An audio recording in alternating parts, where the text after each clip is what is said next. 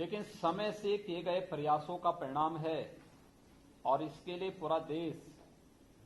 प्रधानमंत्री मोदी जी का आभारी है कि उन्होंने समय पर जो कदम उठाए उसका परिणाम है कि इस महामारी को अब तक हम लोग रोकने में काफी हद तक सफल हैं। लेकिन अभी हम जिस स्टेज पर हैं, इस स्टेज को अगर यहीं पर हम लोग रोकने में सफल हो जाएंगे तो दुनिया के अंदर ये अपने आप में एक मानक बनेगा। ये स्टेज सेकंड है और इस स्टेज सेकंड में अगर हम इसको रोक देंगे तो दुनिया के अंदर जिन देशों में इटली है, स्पेन है, इंग्लैंड है, जर्मनी है, अमेरिका या फिर ईरान आदि देशों में जिस प्रकार से मौतें हुई हैं बड़ी संख्या में, हम उस प्रकार की व्यापक जनहानि को अपने देश में रोक सकते हैं। और इसके लिए सबसे बड़ी बात यह है कि जिस पर प्रधानमंत्री मोदी जी ने शुरू से ध्यान देने के लिए कहा है कि हम एक सोशल डिस्टेंसिंग का ध्यान रखें, आपस में बैठ करके सामूहिक रूप से कोई कार्यक्रम कहीं पर न करें, क्योंकि एक संक्रामक बीमारी है, एक दूसरे के साथ फैलती है और इस संक्रामक बीमारी का उपचार ही इस सोशल डिस्टेंसिंग का, यानी हम एक सामाजिक दूरी बना करके रखें और इसका पालन अगर अनिवार्य रूप से करते हुए हम इस पूरी व्यवस्था का अनुपालन कर रहे हैं जो अब तक लागू की गई है। खासतौर पर आपने देखा होगा कि पिछले हम लोग पहले 22 तारीख को प्रधानमंत्री जी ने 22 मार्च के लिए जनता कर्फ्यू का आह्वान किया था। प्रदेश के अंदर कुछ जिलों में केसेस जब हम लोगों ने देखे तो उत्तर प्रदेश के अंदर पहले चरण में 3 दिन के लिए हम लोगों ने 16 जनपदों में लॉकडाउन की कार्रवाई की। फिर हम लोगों को लगा कि इसको बढ़ाने की आवश्यकता है तो फिर अगले दिन हम लोगों ने इसको भी बढ़ाने का कार्य किया और 25 मार्च से पूरे देश के अंदर लॉकडाउन चल रहा है। लॉकडाउन का आज 12वां दिन है। तो स्वाभाविक रूप से इस दौरान लोगों को थोड़ी बहुत समस्या तो जरूर आई है, लेकिन ये तात्कालिक है। एक लंबे समय के लिए, उत्तम स्वास्थ्य के लिए और सुरक्षित भविष्य के लिए हमें तात्कालिक समस्या को सहने के लिए और उसके अनुरूप अपनी दिनचर्या को बनाने के लिए तैयार होना ही होगा। और इस देश से जहां भी जिन भी राज्यों ने इसका अनुपालन किया है वहां पर उसके बहुत अच्छे परिणाम आए हैं। मैं सभी धर्मगुरुओं के सामने 2 बातें रखना चाहूंगा कि पहले लॉकडाउन की कार्रवाई 21 दिनों तक पूरे देश के अंदर लॉकडाउन होना है। इस लॉकडाउन का अनुपालन करने की दृष्टि से सबसे पहली बात यह थी कि हमारे पर्व, त्योहार और अन्य आयोजन, धार्मिक आयोजन जो भी होते थे, इन सभी आयोजनों को तात्कालिक रूप से स्थगित कर दिया गया। और मैं सबसे पहले आभार व्यक्त करूंगा सभी धर्मगुरुओं का कि जिन्होंने प्रधानमंत्री जी के आह्वान पर सभी पर्व और त्योहारों को अपने से अलग कर दिया। नवरात्रि का पर्व अभी संपन्न हुआ है और सभी लोगों ने मंदिरों में भीड़ नहीं लगने दी। अभी रामनवमी का आयोजन संपन्न हुआ, लेकिन किसी भी मंदिर पे या किसी भी स्थान पर कोई जुलूस और कोई भी भीड़ नहीं खड़ी होने दी। ऐसे ही अन्य मत और मजहब के लोगों ने भी इसमें सहभागी बनकर के किसी भी आयोजन में भीड़ नहीं होने दी। और उसका परिणाम है कि हम इस महामारी को रोकने से, क्योंकि बीमारी चेहरा देख करके नहीं आती है, किसी का मत, मजहब या किसी का संप्रदाय देख करके नहीं आती है। बीमारी तो बीमारी है, जो उसके प्रति लापरवाह होगा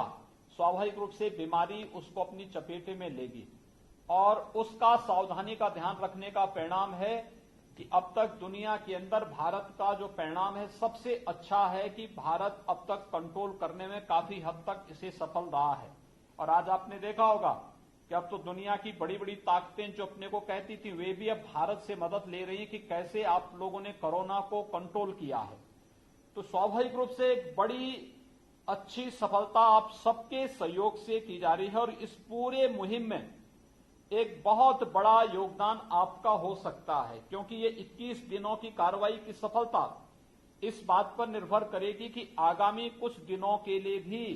हम लोगों को सोशल डिस्टेंसिंग को पालन करने के लिए कैसे हम इसको फेज वाइज इसको आगे बढ़ा सकें। और इस दृष्टि से मैं चाहूंगा कि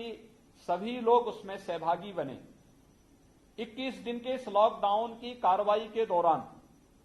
स्वाभाविक रूप से समाज के एक बड़े तबके को कुछ परेशानी तात्कालिक रूप से उठानी पड़ी है। उसके लिए हम लोगों ने,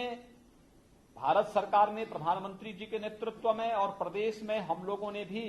कुछ कदम उठाए थे। जैसे भारत सरकार ने प्रधानमंत्री गरीब कल्याण पैकेज की घोषणा की। उन्होंने इस बारे में कहा कि केंद्र या राज्य सरकारों के जो भी सफाई कर्मचारी,